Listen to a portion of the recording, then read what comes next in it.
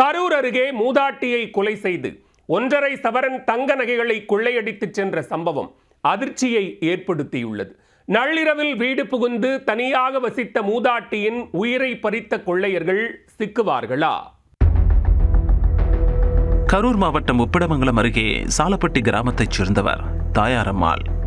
இவருக்கு 83 வயதான நிலையில் இவருடைய கணவர் மற்றும் மகன் மரணமடைந்ததால் கிராமத்து வீட்டில் தனியாக வசித்து வந்திருக்கிறார். வயதான காலத்திலும் அதிகாலையிலேயே எழுந்து தன்னுடைய அன்றாட பணிகளை மூதாட்டியே மேற்கொண்டு வந்திருக்கிறார். இந்த சூழலில் காலையில் நீண்ட நேரமாகியும் மூதாட்டி வெளியே வராமல் இருந்துள்ளார். இதனால் சந்தேகமடைந்த அக்கம் பக்கத்தினர் உள்ளே சென்று பார்த்திருக்கின்றனர். அங்கு கட்டிலில் மூதாட்டி சடலமாக கிடந்தது கண்டு அவர்கள் அதிர்ச்சி அடைந்திருக்கின்றனர். உடனே வெள்ளியணை காவல் நிலைய போலீசாருக்கு தகவலும் தெரிவிக்கப்பட்டிருக்கிறது.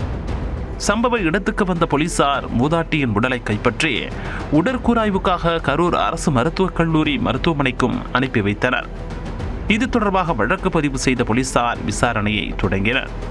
விசாரணையில் மூதாட்டி தனியாக இருப்பதை அறிந்து கொண்டு கொள்ளையர்கள் நள்ளிரவில் வீட்டிற்குள் புகுந்தது தெரிய வந்துள்ளது. உறங்கிக் கொண்டிருந்த மூதாட்டியின் கை மற்றும் கால்களை கட்டிலுடன் சேர்த்து கயிறால் கட்டி இருக்கின்றனர். அப்போது சத்தம் போடாமல் இருப்பதற்காக வாயில் துணியை அடைத்து வைத்துள்ளனர். பின்னர் அவர் அணிந்திருந்த 1/2 சவரன் கம்மல் மற்றும் 1 சவரன் தங்கச் செயினை பறித்து கொண்டு ஓடி இருக்கின்றனர்.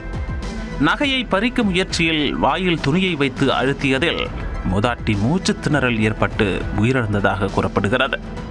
இதற்கிடையே சம்பவ இடத்திலிருந்து தடயங்களை சேகரித்த போலீசார் கொள்ளையர்களை பிடிக்க தீவிர தேடுதல் வேட்டையிலும் இறங்கினர். மூதாட்டிக்கு தெரிந்த நபர்களே கொலைபாதக செயலில் ஈடுபட்டார்களா அல்லது குற்றச்சம்பவங்களில் ஈடுபட்ட நபர்களுக்கு இந்த கொலையில் தொடர்பு இருக்கிறதா என்கிற கோணத்தில் போலீசார் விசாரணை நடத்தி வருகின்றனர்.